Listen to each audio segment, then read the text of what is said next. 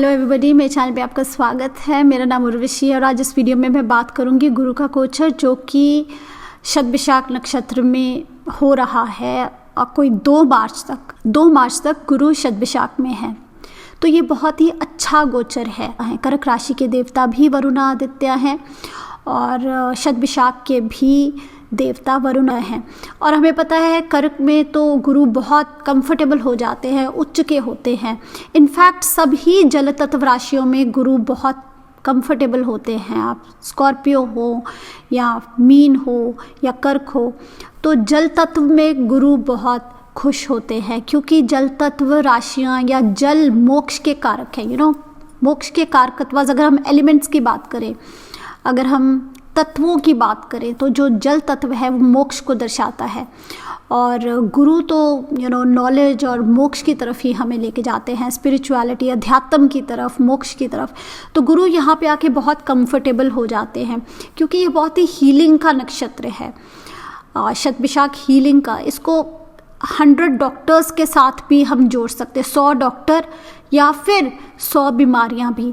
हर नक्षत्र के 2 पहलू होते हैं, हर नक्षत्र की 2 तरह की एनर्जी होती है, पॉजिटिव नेगेटिव, दोनों तरफ ही हमें रिजल्ट मिल सकते हैं। लेकिन गुरु तो इतने शुभ हैं, तो इस नक्षत्र की जो शुभ क्वालिटीज़ हैं वो हमें अब महसूस होंगी क्योंकि इतना शुभ ग्रह जब इस तरह के हीलिंग वाले नक्षत्र में आता है तो शुभता ही हमें महसूस होगी। तो ये नक्षत्र की कुछ खास चीज़ें हैं जो मैं आपसे शेयर करना चाहती हूँ। इस नक्षत्र का एक सिंबल है, वो एक सर्कल है। कैसे हम एक सर्कल में आके सब कुछ इकट्ठा करें, सबको इकट्ठा लें, हर चीज़ को इकट्ठा लें। जैसे जल तत्व होता है, जैसे कर्क राशि है, वो फैमिली को इकट्ठा रखते हैं, तो उसी तरह से ये नक्षत्र की वो क्वालिटी है, कैसे हम सबको इकट्ठा लेके चलें, जैसे हम भेदभाव को ख़त्म करें, जो हम धर्म का भेदभाव करते हैं, जो हम जेंडर का, मेल फीमेल का, जो हम हमने अपने सब कंट्रीज़ के बीच में बाउंड्रीज़ लगा दी हैं, हमने सबको अलग कर दिया है, बाउंड्रीज़ बन गई हैं। हम कहते हैं हम इंडियन हैं, हम पाकिस्तानी हैं, हम श्रीलंकन हैं, तो हम सब इंसान। तो ये जो नक्षत्र है वो हर किसी को इकट्ठा कर लेता है, सब बाउंड्रीज़ तोड़ लेता है। इस तरह की हीलिंग है, इस तरह का पावर है इस नक्षत्र में। इस नक्षत्र में वो एनर्जी है, वो पॉजिटिविटी है कि छुपी हुई पुरानी जो साइंसेस हैं, विद्याएं हैं, उनमें इंटरेस्ट बढ़ेगा। एस्ट्रोलॉजी, रेकी, हर तरह की ये जो छुपी हुई नॉलेज है उसमें खोज बढ़ेगी, इंटरेस्ट बढ़ेगा। और जो दूसरी टेक्नोलॉजी है या मीडिया है, जैसे मैं अभी आपसे बात कर रही हूँ, या इंटरनेट है या फिर इलेक्ट्रॉनिक्स है, गैजेट्स हैं, इन सब में भी हमें ग्रोथ नज़र आएगी, पॉजिटिव ग्रोथ। क्योंकि ये जो राशि है, कुंभ राशि, ये फ्यूचर की राशि है, ये टेक्नोलॉजी की राशि है। और ये जो नक्षत्र है ये वो छुपी हुई नॉलेज, जिसमें खोज हम करके अपने लिए वो सामान निकालें जिसमें इंसानियत का फ़ायदा हो, ये उस तरह का नक्षत्र है। तो कुंभ के बिल्कुल बीच बीच में आता है ये नक्षत्र और ये कुंभ की खास क्वालिटीज़ शो करता है। कैसे हम फेयरनेस के लिए, जस्टिस के लिए, न्याय के लिए खड़े हों, भेदभाव ना करें, इंसानियत के लिए खड़े हों, ह्यूमैनिटी के लिए खड़े हो, कैसे सबको इकट्ठा लेके चल पड़े। है राहु का नक्षत्र, पर राहु की सबसे जो सात्विक क्वालिटीज़ हैं वो आपको इस नक्षत्र में मिलेंगी। तो गुरु के आने से ये बहुत अच्छी क्वालिटीज़, बहुत अच्छी हीलिंग क्वालिटीज़ हमें मिलने वाली हैं। लेकिन है तो फिर भी राहु का नक्षत्र और इसके दूसरा पहलू नशा भी है। तो अगर आपके जन्म तारे से ये अच्छा नक्षत्र नहीं है या फिर आपके पत्रिका में ये नक्षत्र पीड़ित है और आपकी दशा भी कुछ अच्छी नहीं है, तो एक तो हम एकांत में रहना चाहेंगे। हमें थोड़ा सा ये सेपरेटिव जो फीलिंग्स होती हैं, अलग होना, सेपरेट होना, उस तरह का भी हमारे मन में थॉट्स आ सकते हैं। अगर गुरु आपके 12वें घर के स्वामी हैं तो आप इसको इस तरह से पढ़िए, ये कौन से घर के स्वामी हैं गुरु और कहाँ जाके बैठ गए। एक तो आपको सेपरेटिव टेंडेंसीज दे सकते हैं। और अगर कुंभ आपके 12वें घर की ही राशि है या अष्टम की राशि है और यहाँ पे गुरु किसी तरह आपके चार्ट में भी पीड़ित है और गुरु आके शतभिषाख में आ गए, तो एक तरह से शराब, जुआ, इस तरह की इंटॉक्सिकेशंस, इस तरह की एडिक्शंस में भी हमें इंटरेस्ट हो सकता है।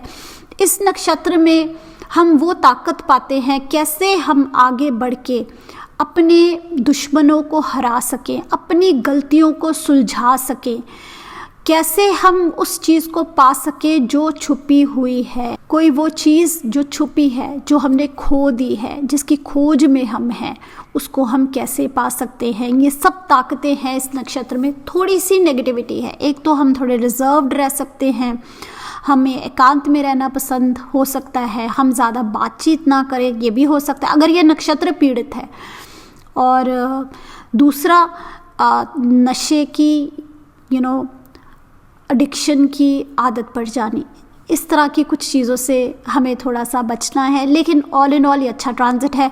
अगर आपके चंद्रमा गुरु के नक्षत्रों में बैठे हैं या फिर आपके चंद्रमा गुरु की राशियों में बैठे हैं आपकी पत्रिका में, तो गुरु का राहु के नक्षत्र में जाना थोड़ा सा नेगेटिव हो सकता है। तो यहाँ पे आपके चंद्रमा पे थोड़ा सा राहु का इफेक्ट आएगा। तो उसमें अगर आपके चंद्रमा थोड़े पीड़ित भी है नेटल चार्ट में, तो यहाँ पे ट्रांजिट में भी थोड़े से हमें राहु के इफ़ेक्ट्स मिल सकते हैं। तो थोड़ी सी कन्फ्यूजन, थोड़ी सी गलत रास्ते पे चल पड़ना, एडिक्शंस की तरफ हमारा ज़्यादा इंटरेस्ट होगा। अगर गुरु आपके जन्म नक्षत्र के स्वामी हैं या फिर गुरु आपके चंद्रमा की राशि के स्वामी हैं, तो फिर गुरु के राहु के नक्षत्र में जाना थोड़ा सा कभी कभी डिपेंड करता है। अगर नेटल चार्ट में भी अफ्लिक्शन है, राहु का बहुत ज़्यादा इफेक्ट है और अब ट्रांजिट में भी हो गया, तो आपको इसके उस तरह के रिजल्ट्स भी, राहु वाले रिजल्ट्स भी मिल सकते हैं। लेकिन ऑल इन ऑल ये अच्छा ट्रांजिट है क्योंकि राहु की सबसे सात्विक क्वालिटीज़ आपको शतभिषाक में मिलेगी। तो अब मैं बात करूँगी सभी नक्षत्रों के बारे। आप देखिए कि आपका जन्म तारा कौन सा है, आपका नेटल चार्ट में जो आपकी पत्रिका है वहाँ पे चंद्रमा किस नक्षत्र में बैठे हैं, वहाँ से आप समझ सकते हैं गोचर आपके लिए किस तरह से होगा। तो शुरू करूँगी केतु के नक्षत्रों से। केतु के नक्षत्रों से अश्वनी, मघा एंड मूला, तो ये तीनों के लिए ये जो गोचर है बहुत ही शुभ गोचर है। अगर आपका चंद्रमा आपके पत्रिका में इन तीनों नक्षत्रों में से किसी में बैठा है तो ये बहुत ही शुभ है, अचीवमेंट, सक्सेस का समय है। और अगर आपका अश्वनी नक्षत्र है तो गुरु वाली जो चीज़ें हैं, जो आपकी पत्रिका में गुरु शो करते हैं, जिन घरों के स्वामी हैं, और या फिर गुरु के जो कारकत्वास हैं जैसे कि बच्चे, धन और पत्नी के लिए पति, तो आपके मन में ये बातें बहुत ज़्यादा अगले 1.5 महीने आप इन चीज़ों के बारे में बहुत सोचेंगे। कुछ ना कुछ ऐसे हालात बनेंगे कि ये चीज़ों पे आपका ध्यान ज़्यादा रहेगा, आपके मन में ये बातें चलेगी। किसी तरह से परेशानी भी रह सकती है इन चीज़ों को लेके, गुरु वाली चीज़ों को लेके। अश्वनी वालों के लिए, मघा वालों के लिए, आपके लिए अचीवमेंट तो है, अचीवमेंट तो इन तीनों नक्षत्रों के लिए है, लेकिन मघा वालों के लिए एक तरह से कोई साइकिल पूरा होने वाला है, कुछ कंप्लीट होने वाला है, कोई चीज़ क्लोज होने वाली, क्लोजर जिसे हमें कहते हैं, कंप्लीट होना, एक साइकिल पूरा होना। और मघा वाले लोगों के लिए शादी के लिए भी ये शुभ है। तो अब बात करेंगे शुक्र के नक्षत्र। शुक्र के 3 नक्षत्र हैं, भरणी, पूर्व फाल्गुनी, पूर्वाषाढ़ा। तीनों नक्षत्रों के लिए ये शुभ गोचर नहीं है। मुश्किलें आएंगी, ऑब्स्टिकल्स आएंगी आपके सामने, स्पेशली अगर गुरु की दशा, अंतर्दशा चलती है इस समय, तो थोड़ी सी आपको ज़्यादा मुश्किलें आएंगी अगले 1.5 महीने में। उसके बाद सूर्य के नक्षत्र यानी कि कृतिका, उत्तर फाल्गुनी और उत्तराषाढ़ा, तीनों के लिए बहुत ही शुभ समय है, कंफर्टेबल समय है। एक तरह से गुरु आपके चौथे भाव में आके बैठ गए, खुशी का समय है, हैप्पीनेस का समय है। और स्पेशली उत्तराषाढ़ा के लिए आपको कोई सपोर्ट अपने लोगों से, अपनी कम्युनिटी, अपनी फैमिली से किसी तरह का आपको सपोर्ट भी इस समय मिल सकता है, अच्छा समय है। चंद्रमा के नक्षत्र रोहिणी, श्रवण और हस्ता, तीनों के लिए थोड़ा सा मुश्किल समय है। ज़्यादा ऑब्स्टिकल्स आएंगी, ज़्यादा मुश्किलें आएंगी, डिलेज आएंगी, स्पेशली रोहिणी के लिए। रोहिणी का एक नेचर है आगे बढ़ते जाना, ग्रो करते जाना, एक्सपैंड करते जाना, क्रिएट करते जाना। और शतभिषाक में एक सर्कल है, इसका सिंबल। शतभिषाक में हमें सबको अपने साथ लेके चलना है, एक तरह से हम रुक के सब इकट्ठा करते हैं, वो क्वालिटी कई बार रोहिणी में मिसिंग होती है। तो इस समय हो सकता है रोहिणी वाले लोगों को रुकना पड़े, रुक के सबको इकट्ठे लेके जाना पड़े। और कभी कभी जिस चीज़ की हमें आदत नहीं होती उसी से हमें थोड़ी सी तकलीफ होती है। रोहिणी वाले लोगों को थोड़ा सा अलर्ट रहना है। हस्ता वाले लोगों के लिए करियर में ऑब्स्टिकल्स, प्रोफेशनल ऑब्स्टिकल्स, अपने दफ्तर में काम पे ज़्यादा ध्यान दीजिए, गलती हो सकती है। फिर बात करेंगे मंगल वाले नक्षत्रों के लिए, मृगशिरा, धनिष्ठा और चित्रा। इन तीनों के लिए बहुत अच्छा समय है। धन में वृद्धि, आपके विचारों में एक ग्रोथ, एक पॉजिटिविटी, आपके वैल्यूज़ में आपके लिए कौन सी चीज़ ज़्यादा इम्पॉर्टेंट है, वैल्यूएबल है, उसमें एक पॉजिटिविटी आना, फैमिली में वृद्धि, अच्छा समय है। स्पेशली चित्रा के लिए आपके करियर में कोई ना कोई अचीवमेंट हो सकती है इस समय। फिर राहु के नक्षत्र, राहु के 3 नक्षत्र हैं, आर्द्रा, शतभिषाक और स्वाति। तो ये तो आपका जन्म तारा है, थोड़ा सा सोच विचार में ज़्यादा रहेंगे, स्पेशली शतभिषाक वाले। गुरु वाली चीज़ें आपके मन में ज़्यादा रहेंगी, कुछ पढ़ना चाहेंगे, इंटरेस्ट लेंगे नॉलेज में। लेकिन हो सकता है बच्चों के बारे में भी ज़्यादा सोच विचार रहे, बच्चों के फ्यूचर के बारे आप ज़्यादा सोचें इस समय। और यहाँ पे जो स्वाति वाले लोग हैं उनके लिए आपका एक पॉजिटिव एटीट्यूड हो सकता है काम को लेके, या आपको काम में एक पॉजिटिविटी मिल सकती, सपोर्ट मिल सकता है, आपके बॉस से सपोर्ट मिल सकता है, या आपको नई इंस्पिरेशन हो सकती है काम को लेके, काम के प्रति कोई पॉजिटिव रिजल्ट आएगा या अपॉर्चुनिटी आ सकती है काम को लेके। फिर बात करेंगे जुपिटर के नक्षत्र यानी कि गुरु वाले नक्षत्र, विशाखा, पुनर्वासु एंड पूर्व भाद्रपद।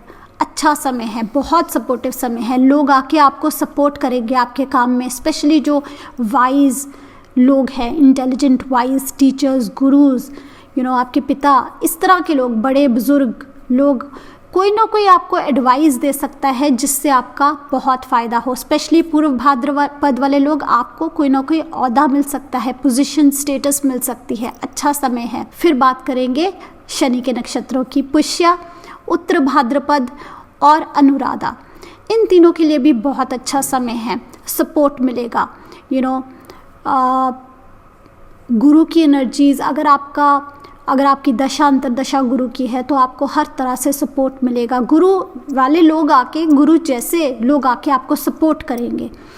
और स्पेशली पुष्या वाले लोग, अगर आपका काम कुछ लोगों से बातचीत करने वाला है, ज़्यादा लार्ज ग्रुप्स ऑफ पीपल से अगर आपकी इंटरेक्शन है वो बढ़ सकती है, आपको एक पॉजिटिविटी मिल सकती है, आपको एक कॉन्फिडेंस मिल सकता है। फिर बुध के नक्षत्र, बुध के 3 नक्षत्र हैं, अश्लेषा, ज्येष्ठा और रेवती। तो इन 3 नक्षत्र वाले लोगों को थोड़ा सा ज़्यादा ध्यान रखना है। ये समय, ये 1.5 महीना आपके लिए कुछ ज़्यादा अच्छे रिजल्ट्स गुरु शायद ना लेके आए। जिस तरह से हमें अष्टम भाव के मिलते हैं ट्रांसफॉर्मेशन वाले, कुछ ऐसे हालात पैदा हों जिससे हमारी लाइफ में एक बदलाव आ जाए, ट्रांसफॉर्म हो जाए। लेकिन अष्टम भाव में बीमारी भी छुपी हुई है और ऐसी गलत आदतें भी हमारी अष्टम भाव में, जैसे मैंने भी बताया, इंटॉक्सिकेशंस, एडिक्शंस। तो इस तरह की चीज़ों से आपको ध्यान रखना है, हेल्थ का ध्यान रखना है। सडन अप्स एंड डाउन्स आ सकते हैं, तो बुध वाले नक्षत्र वाले लोगों को थोड़ा सा ज़्यादा ध्यान रखना है। तो इस वीडियो में इतना ही, देखते रहिए। नीचे बहुत सारे लिंक्स मैं देती हूँ, उनको ज़रूर देखा कीजिए, क्योंकि आगे जाके मैं नक्षत्रों पे कोर्सेज भी बहुत सारे लेके आई हूँ। एक नवतारा पे कोर्स तो मैंने पहले ही डाल दिया, आप वो कोर्स चेकआउट कर सकते हैं। मिलते रहेंगे, देखते रहिए। अभी के लिए बाय बाय।